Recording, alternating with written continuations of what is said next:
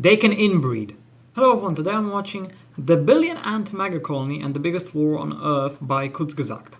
I've just watched his first video on ants, and I do believe this video will be about the Argentine ant, which is one of the most destructive ants there is, because, well, it's a... what was it called? It's an invasive species.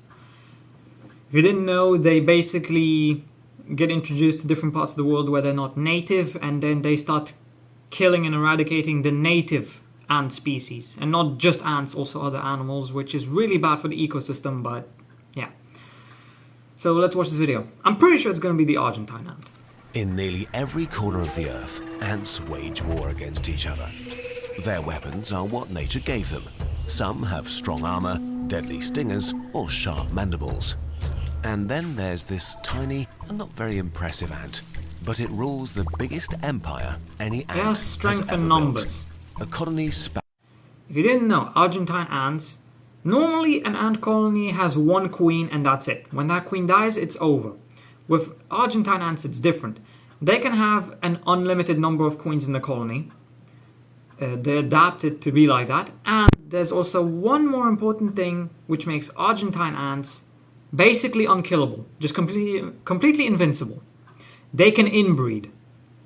Queens from one nest can mate with the males from the same nest. In other words, Argentine ants can guarantee that they will never run out of a queen. Sometimes I've seen that Argentine ants even kill their own queens. So basically eradicating them is impossible. Spanning continents and fighting wars that leave millions of casualties. Let's take a look at this unlikely warrioress, Linipithema humanae, the Argentine ant. It is. I guessed correctly.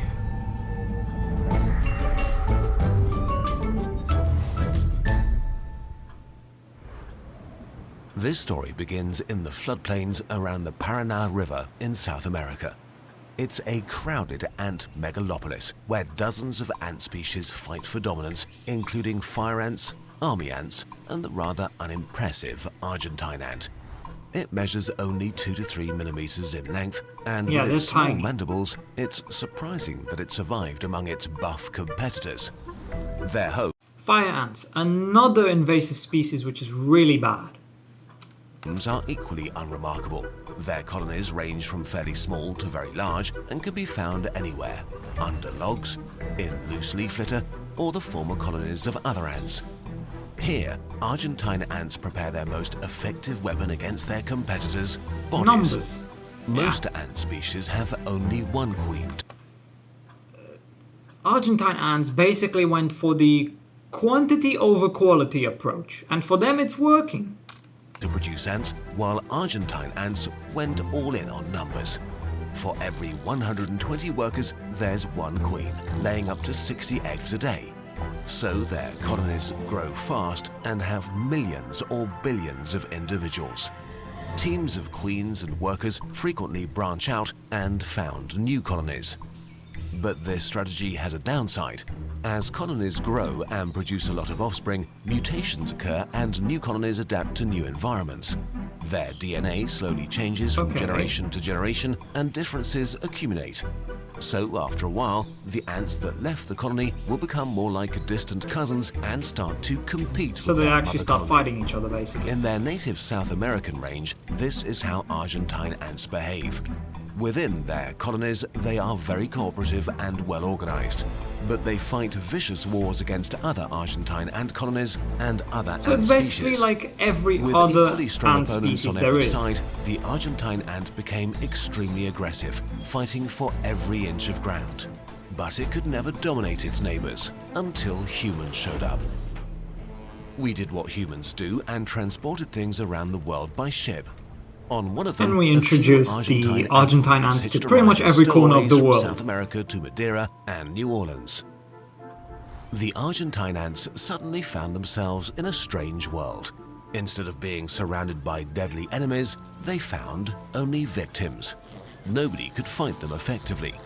Because only a few Argentine ant queens were introduced to the outside world, the resulting colonies had very low genetic diversity. So they could On top all of that, combine, the basically. introduced Argentine ants kill up to 90% of their queens every year. Fewer queens, Like I said. less genetic variation. So, as these They're colonies basically all spread the across same. the landscape, ants that left the colony were no longer considered distant cousins. As a result, the new colonies form not opposing, but cooperating parties called supercolonies. This is a very uncommon strategy in the ant kingdom. Only a few of the 16,000 ant species have evolved supercolonies. A supercolony was established on the west coast of the USA and became a base for the tiny ant's global conquest. Today, the Argentine ant inhabits the Mediterranean zones of 6 continents and many islands. This one supercolony was especially successful, establishing sister locations in California, Europe, Japan, New Zealand and Australia, forming one massive intercontinental megacolony of Argentine ants. These ants are basically like the British in... When did the British have an empire? Let's just say 200 years ago. Yeah, they're basically like the British back then. They just colonize everything. This makes them the largest society on Earth, more numerous than even the human one. But their success has changed the ecosystems they invaded. California is a perfect example of this. In their greed for more territory, the invading Argentine ants have overrun and replaced 90% of the native ant species. So like I stated several earlier, they species just of kill the native Californian species. carpenter ants. Although carpenter ant workers are giants, their colonies have only between 3,000 and 6,000 individuals and stand no chance against an expanding That sucks. Carpenter ants are some of my favorites. supercolony of billions of Argentine ants.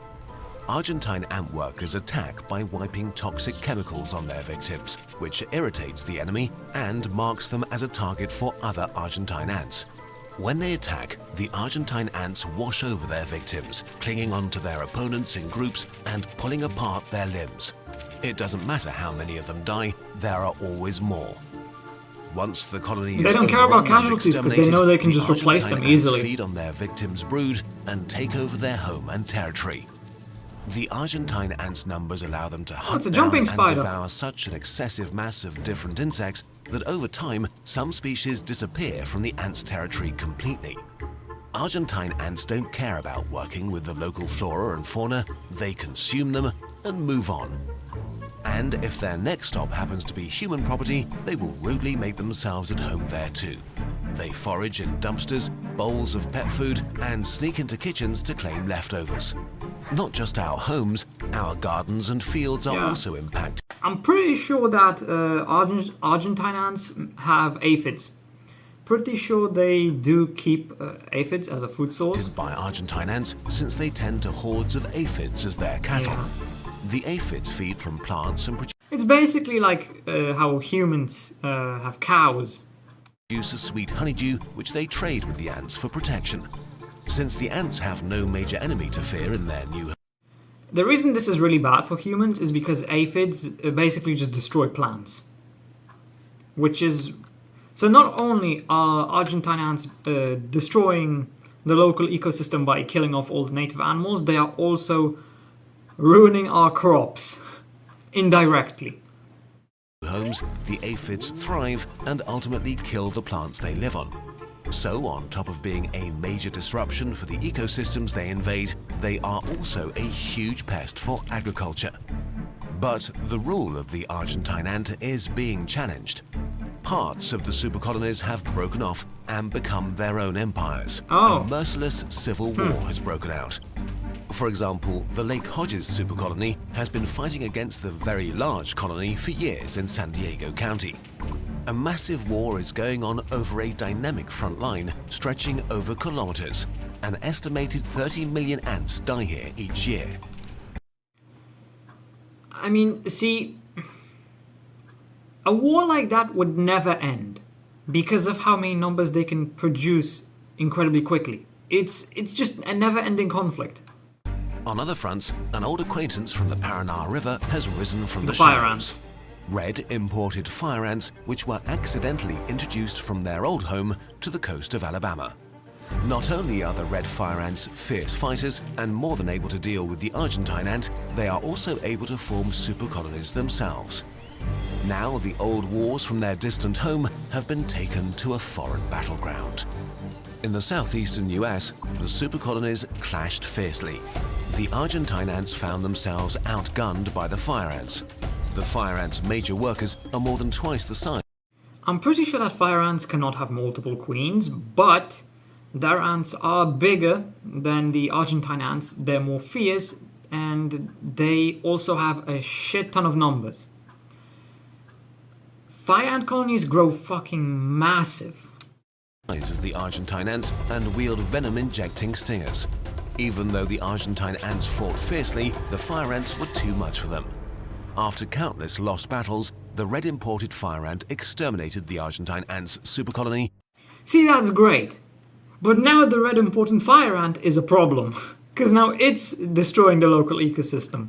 It's just like a cycle. To destroy a super colony, you need another super colony, which then you will also need to destroy with another super colony. It's just never ending. There is no solution to this. From much We of just the have to deal with it southeastern and US. accept it. This is one territory lost, but the Argentine ants will fight on. This amazing network of cooperating super colonies is the biggest success in their history. And they'll not give it up because of a small defeat. They will stand their ground against any enemy that might arise, no matter if it's on the Paraná River or on one of the large battlefields across the world.